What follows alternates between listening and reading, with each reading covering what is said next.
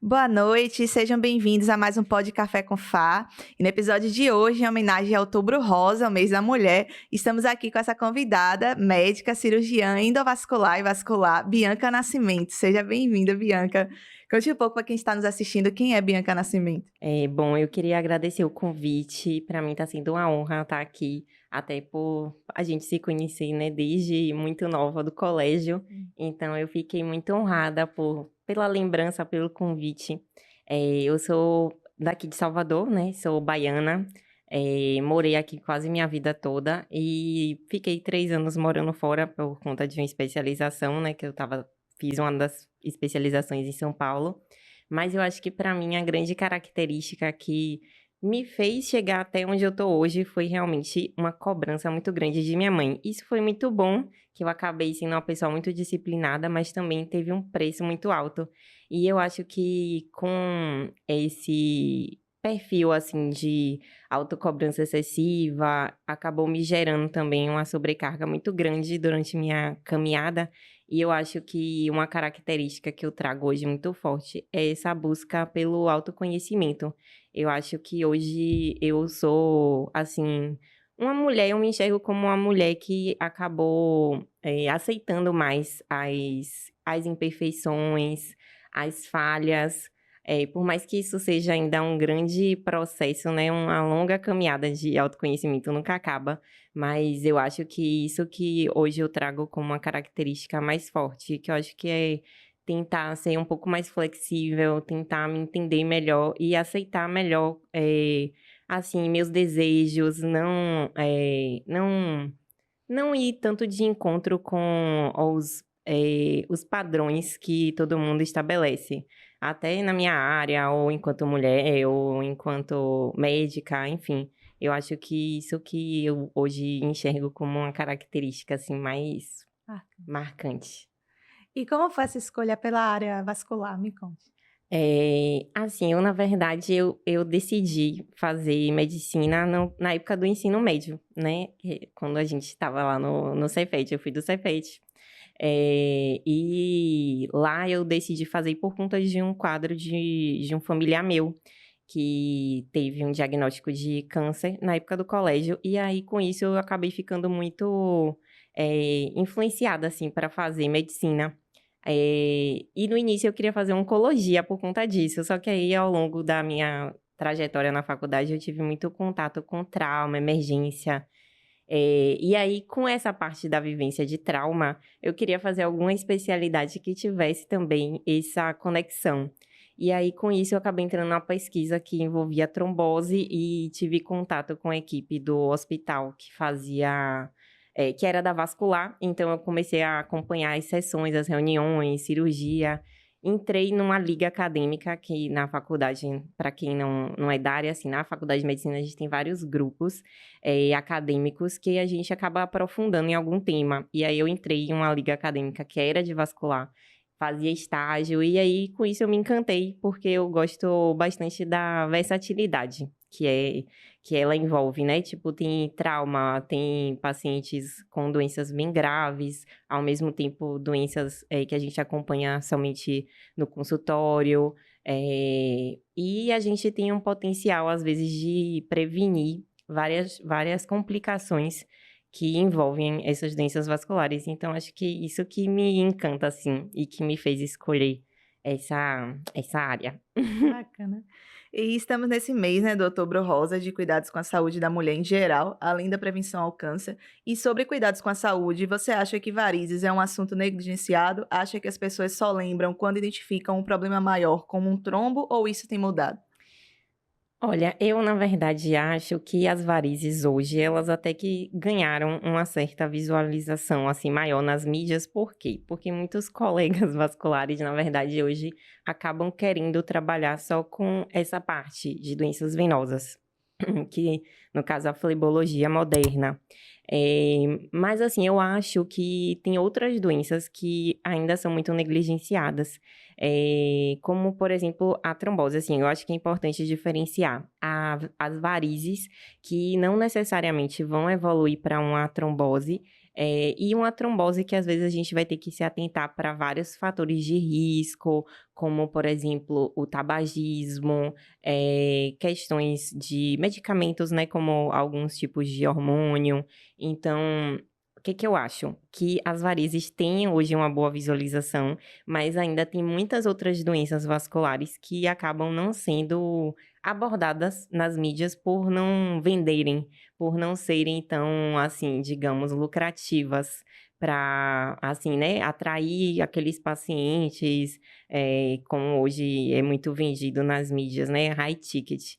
E eu sou um pouco contra a corrente, eu acho que a gente tem que abordar sobre coisas que também são relevantes, né, que envolvem complicações vasculares. E no Outubro Rosa, eu acho que a gente tem muitas doenças que são fatores de risco para o câncer de mama, para doenças oncológicas, né, no sexo feminino, e que também tem em comum com complicações vasculares, como, por exemplo, o tabagismo, hábitos de vida, como, por exemplo, o consumo de bebida alcoólica, não necessariamente com doenças vasculares, mas assim, sedentarismo, obesidade, isso tudo faz com que a gente tenha mais risco também de desenvolver doenças vasculares mais graves.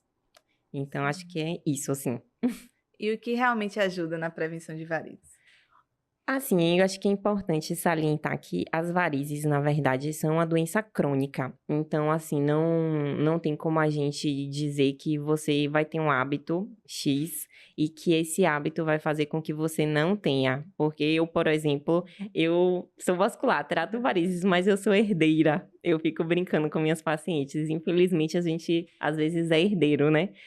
Eu, no caso, sou herdeira de varizes da minha mãe. Então, assim, quando a gente tem fatores de risco, a gente consegue o quê? Equilibrar esses fatores de risco. Por exemplo, eu tenho um fator genético, né? Tenho essa questão hereditária, e isso é muito forte na doença venosa. Quem tem uma mãe com varizes, às vezes tem até 50% de chances de também desenvolver varizes.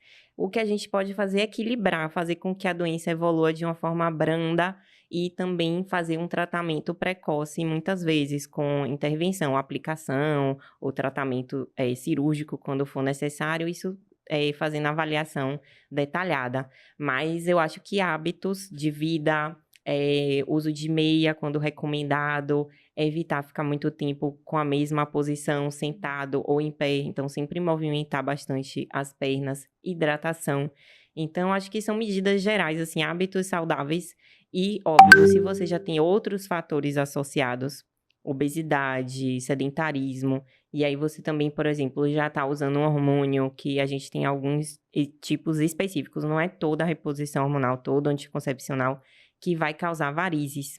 Na verdade, são alguns específicos que a gente tem, né? Alguns que são combinados com o hormônio, o estrógeno sintético, enfim, muito detalhe, eu acho que não vale a pena, mas tem só alguns específicos que causam mais risco de varizes, mais risco de trombose. Então, eu acho que é mais equilíbrio mesmo de fatores para que a doença evolua de uma forma branda sem causar tanto transtorno. Sim. E as varizes são apenas um problema estético ou podem ser um alerta sério para a saúde da circulação? Qual o exame para detectar se fazer uma cirurgia de varizes seria algo estético ou grave? Eu não acho que as varizes sejam só um problema estético. Eu acho que a gente tem, na verdade, um amplo espectro da manifestação da doença. A gente tem, por exemplo, uma doença bem inicial, mas que não necessariamente ela vai ser assintomática. Então, tem mulheres, tem homens que às vezes vão ter sintomas de cansaço, de peso nas pernas, mesmo com vasos mais fininhos, né? Que a gente chama de veias reticulares, telangiectasias, que são tipo uns fiozinhos de cabelo, que eu falo assim para a pessoa entender que só são aqueles bem fininhos. Mesmo assim, pode ter sintomas.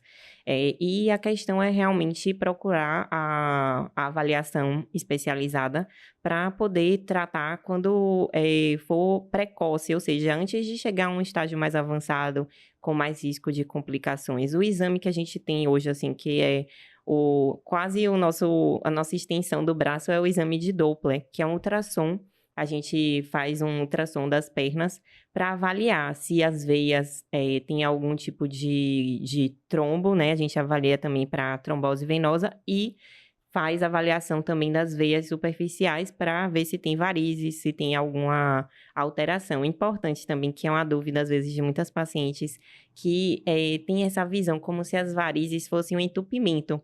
E, na verdade, não. O entupimento seria a trombose, que a gente avalia também nesse exame. Mas as varizes são tipo umas veias que ficam dilatadas e, eu digo assim, um pouco preguiçosas para mandar o sangue de volta para o coração, mas não necessariamente tem entupimento. Eu acho que basicamente é isso, assim, de investigação Doppler é fundamental, indispensável para que a gente possa definir uma estratégia e também ver se é algo cirúrgico, se é algo que pode ser acompanhado. E quais seriam os primeiros sintomas silenciosos de uma má circulação que quase ninguém percebe? Assim, eu acho que, na verdade, assim, muitas doenças vasculares, elas são muito silenciosas, né? E quando começa a ter manifestação, já é, às vezes, uma doença mais avançada. No caso das varizes, a gente tem sintomas mesmo em fases iniciais, mas doenças arteriais, que são outras doenças vasculares, que podem ser bastante graves, como em pacientes diabéticos, tabagistas, às vezes eles vão manifestar mesmo algum sintoma quando já chegou como igual um infarto, né, no coração, que às vezes tem ali aquela placa muito tempo acumulada nos vasos e ele não tem sintoma nenhum, de repente ele tem uma dor no peito. A mesma coisa nas pernas, eu falo também dessa forma, é como se fosse um infarto na perna. Então, é importante se atentar a alguns sinais, como alteração de cor nas pernas, alteração de temperatura, às vezes uma perna mais fria, sensação de cãibra, de dormência, isso tudo é um sinal de alerta para doenças, principalmente doenças arteriais. Já nas doenças venosas, as varizes, o que a gente fica preocupado? É a sensação de peso, inchaço nas pernas. As cãibras também podem ter relação com as doenças venosas. Então, eu acho que mais importante é dor, peso, inchaço nas pernas ou outros sintomas que a gente fica também preocupado, como alteração de temperatura, de cor, perda de pelos, às vezes ficar um pouquinho mais assim, ralo, né? Na região. Também pode ser um sinal de alarme. E quais medidas para melhorar a saúde da circulação? Atividades físicas, não usar salto alto, não ficar muito tempo sentado em pé, o que seria indicado? Eu acho que é interessante essa questão, assim, de medidas em geral. A questão do salto alto na verdade, é um mito, né? A gente pode sim usar o salto, não necessariamente isso vai causar doenças vasculares, mas é importante o quê? O uso do salto, mas também compensar com a movimentação da musculatura da perna, da panturrilha, para que não fique muito tempo na mesma posição. Igual como a gente ficar muito tempo sentado, muito tempo em pé, muito tempo de salto também pode gerar uma certa sobrecarga, mas não que isso vá gerar as varizes. E eu acho que são medidas em geral, assim, hábitos saudáveis, fazer exercício físico, que vai fazer bem tanto para a cabeça como também para o corpo. A hidratação adequada também, que ajuda a evitar também eventos de trombose, melhorar também a parte de funcionamento renal, essas coisas. São medidas outra coisa importantíssima, evitar tabagismo ou parar o tabagismo é importantíssimo para controle dessa evolução de doenças vasculares. Qual o mito mais comum sobre cirurgias vasculares que você gostaria de desmentir? Eu acho que um mito, assim, que muita gente tem é que, operei as varizes e todas voltaram, não adianta tratar. Eu acho que isso é uma coisa muito comum que todo mundo acaba falando, só que na verdade é o que eu falei, assim, no início, as varizes são doença crônica, então igual a hipertensão, diabetes, a gente vai controlar. Então, o procedimento que a gente vai fazer muitas vezes o procedimento que a gente vai fazer muitas vezes, ele, na verdade, é um controle. Então, não significa que daqui a 3, 5 anos, 10 anos, não voltem, às vezes, outras varizes, não evoluam, né, outros vasos nessas pernas. Não significa que são aquelas que a gente tirou. Na verdade, vão surgindo outras se você for mantendo os fatores de risco, né? Então, é importante ter esse equilíbrio. Tratei, mas também tenho que fazer minha parte, que é o mais difícil, né? A gente fazer a nossa parte exige um esforço contínuo, né? A gente tem que gastar uma certa energia para a gente cuidar da gente. E no meio das cobranças, da rotina, acaba sendo difícil. Eu entendo, mas assim, só a cirurgia às vezes não vai resolver para o resto da vida. Eu acho que isso que é um mito, assim, que a gente precisa sempre esclarecer. O que a população deveria saber sobre trombose que poderia salvar vidas? Existem medicamentos, como você até já citou, né? De anticoncepcionais e outras coisas que podem aumentar esse risco? Eu acho que é importante a gente falar sobre trombose, relacionada também com os fatores de risco. Tem uma médica que eu acompanho, que eu admiro muito, a doutora Suzana Sanches, que ela dá muita aula sobre isso. E ela fala muito que trombose, na verdade, ela acaba sendo como se fosse uma receita de bolo. A gente não faz o bolo só com o ovo ou só com a farinha. Então, geralmente, para a gente ter uma trombose venosa ou que quer que seja, a gente precisa ter fatores. Então, às vezes, vai juntar o sedentarismo, uma cirurgia recente ou alguma viagem longa. Então, nunca é só uma coisa. A gente tem que se atentar para cada pessoa, para cada indivíduo, o que ele tem de características para a gente pensar se tem um risco maior ou menor. Então, assim, não dá para a gente generalizar. Vou tomar um medicamento e vou ter trombose. Ou então, tenho varizes, vou ter trombose. Não tem como a gente dar uma certeza. Mas o que a gente tem para fazer é adotar o máximo de hábitos que a gente puder para diminuir esse risco, né? Hábitos saudáveis, que isso, em geral, né? Que a gente consegue reduzir esse risco. Mas não tem como ter uma garantia, assim, de 100%, como, por exemplo, o uso de anticoncepcionais combinados, né? Que tem uma substância que é o etinil estradiol, que gera um risco aumentado tanto de varizes como de trombose. Não tem como a gente parar para fazer teste genético em todas as mulheres antes de iniciar esse medicamento. O ideal é, se a pessoa tem fatores de risco, histórico de trombose em familiar próximo, aí a gente já não pensa nessa possibilidade. Ou ginecologista, né, no caso. Mas é porque a gente acompanha em paralelo também por conta da trombose. Então, a gente tem que juntar os fatores para saber se tem um risco maior ou menor. Então, na dúvida, procure ajuda, procure atendimento para saber se esse risco existe, se esse risco é baixo, alto, para, em caso de alguma situação que gere um risco maior de trombose, a gente possa prevenir. E a saúde vascular ela está ligada ao coração e ao cérebro? Como seriam esses prejuízos para a saúde? Então, as doenças vasculares, na verdade, elas são, assim, são irmãs, né? Eu acho que a cardiologia, por exemplo, a cardiologia e a vascular são especialidades irmãs, porque é um espectro da mesma doença.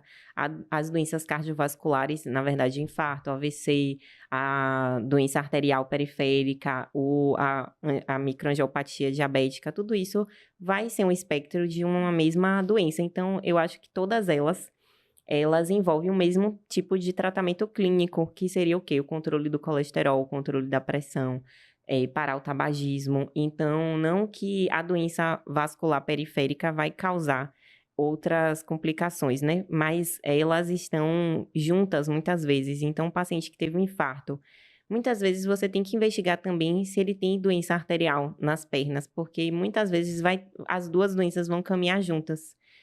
E uma doença vascular que tem muita relação com o AVC, né, que é a doença das carótidas, que são os vasos, do pescoço que a gente também acompanha e trata quando necessário. E o estresse, ele influencia na saúde dos vasos sanguíneos? Sim, por incrível que pareça, ontem que a gente hoje está gravando, né, mas assim, no dia 23 de setembro, inclusive um dia de combate ao estresse. E teve até uma postagem da sociedade falando sobre isso. E é muito importante a gente eh, frisar a importância da gente ter pausas, da gente cuidar da nossa saúde física, mas também a saúde mental, porque o estresse é fator de risco para elevação de pressão arterial, alteração, né, de colesterol, enfim, descompensação de outras doenças. Então, é importante realmente ter um equilíbrio na rotina para que reduza o avanço, a evolução de doenças que acabam sendo fatores de risco para outras complicações vasculares. E qual enfermidade circulatória não é recomendada que a pessoa faça atividade física intensa como corrida? Então, na verdade, não tem uma contraindicação formal para corrida, nenhuma doença vascular, seja venosa ou seja arterial. O que vai impactar muitas vezes é realmente a intensidade do exercício. Eu acho que, assim, o paciente tem que realmente acompanhar com um profissional, seja um cardiologista, um educador físico. Por exemplo, um paciente que teve uma trombose recente, a gente geralmente orienta um tempo de repouso para que realmente tenha uma melhora do quadro, uma, uma reabsorção desse coágulo para que ele volte às atividades. Um paciente que tenha varizes não tem repercussão, assim, ele fazer suas atividades. Óbvio que vai tudo depender, né, da tolerância ao exercício, mas eu acho que uma doença muito importante que a gente tem que levar, assim, em questão, paciente que tenha doenças na aorta, que é aneurisma, doenças que são mais graves, assim, em termos de risco de romper o vaso. Então, nesses casos, a gente precisa controlar muito a pressão, controlar muito a frequência do coração, que vão alterar na corrida. Então, ele pode fazer, mas ele tem que estar bem monitorizado, saber quais são os limites do corpo dele, para que isso não gere descompensação dessas doenças e aumento de risco de complicações. Sim. E o que uma pessoa com diabetes precisa fazer no dia a dia para evitar complicações graves como o pé diabético? O diabetes, como outras doenças crônicas, né, é uma doença muito silenciosa e traiçoeira, né? Então, eu acho que o mais importante para evitar a evolução para um pé diabético, que já às vezes teria envolvimento com alteração de neuropática, né, que é dor, alteração de sensibilidade, de anatomia desses pés, é justamente o controle do diabetes, o controle rigoroso da glicemia desse paciente. Então, para que tenha esse controle adequado, acompanhar com o endocrinologista, acompanhar os valores de glicemia para ter um controle adequado, principalmente da hemoglobina glicada, que é um exame que a gente faz de sangue. Esse exame é, assim, indispensável e precisa ter um controle muito rigoroso.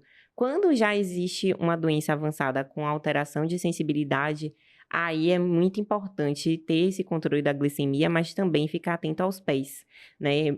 Alteração na pisada, alteração de sensibilidade para que seja usado um calçado apropriado para cada estágio da doença. Então, assim, antes de evoluir, controlar. Mas se não controlou ao longo dos anos, tem uma doença que já teve descompensação e de certa forma, já teve alguma alteração de circulação periférica e da parte nervosa, é importante cuidar dos pés com calçados apropriados para evitar machucados. E no que consiste o check-up vascular?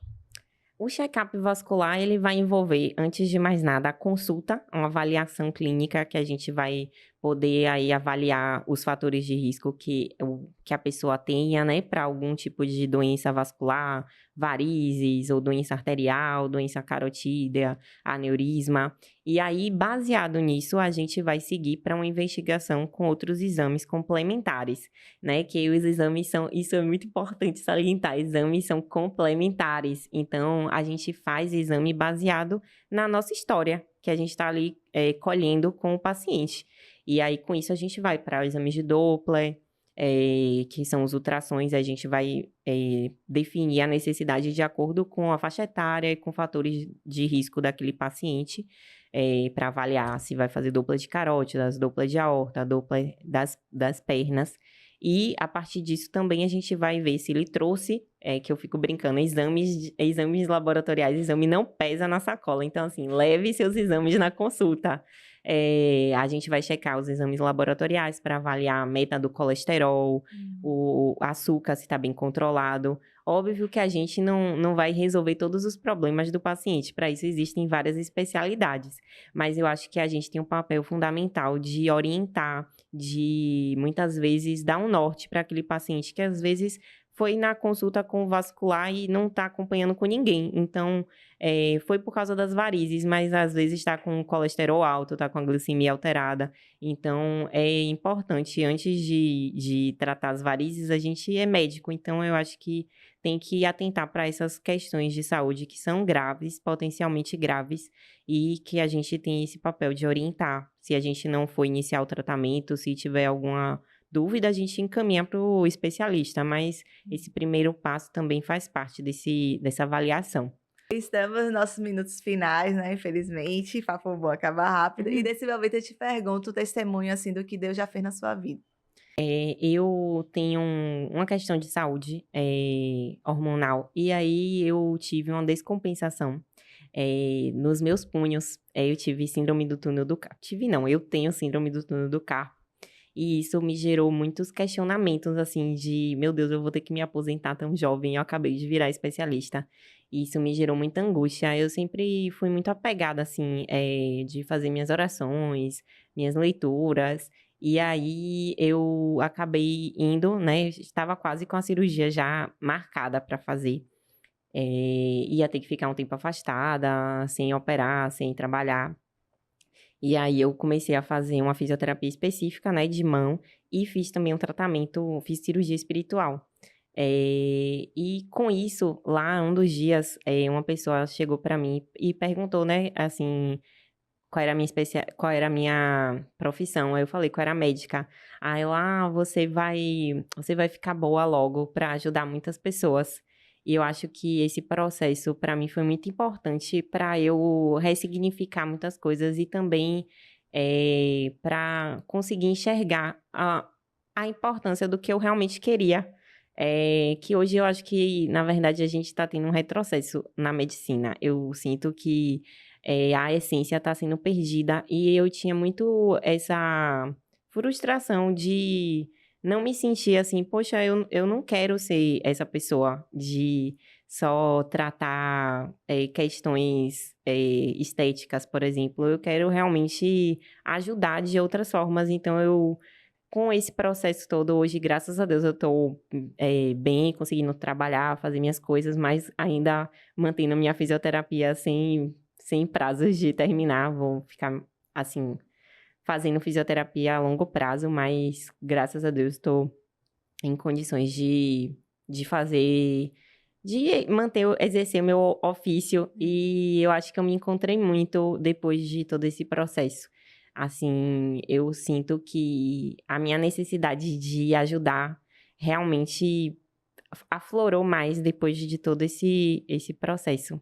E ao longo da vida, assim, ensino médio e tal, tinha coisas que você fazia, que você pedia a Deus, você fazia uma prova, você pedia para Deus abençoar, tinha alguma prática, assim, nesse sentido? De prova, não, mas assim, no meu processo todo de preparo de vestibular e tudo, eu sempre fui muito ligada, muito apegada mesmo a essa parte, a Deus mesmo. Eu sempre fui muito ligada, assim, de pedir direcionamento, de entregar a Ele, né, os planos da minha vida. Eu acho que isso torna também a nossa vida mais leve, que a gente tira esse peso das nossas costas, quando a gente confia nos planos dele. Hoje mesmo eu fiz uma leitura que foi justamente sobre a gente, às vezes, não se sentir pronto. Eu mesmo não me sentia pronta para estar aqui hoje, mas eu acho que foi uma mensagem, assim, direcionada, assim, de vá mesmo sem estar pronta. Obrigada, Bia, pela sua participação. Obrigada. Espero que Muito vocês tenham obrigada gostado. mesmo. Fiquem todos com Deus. Até a próxima.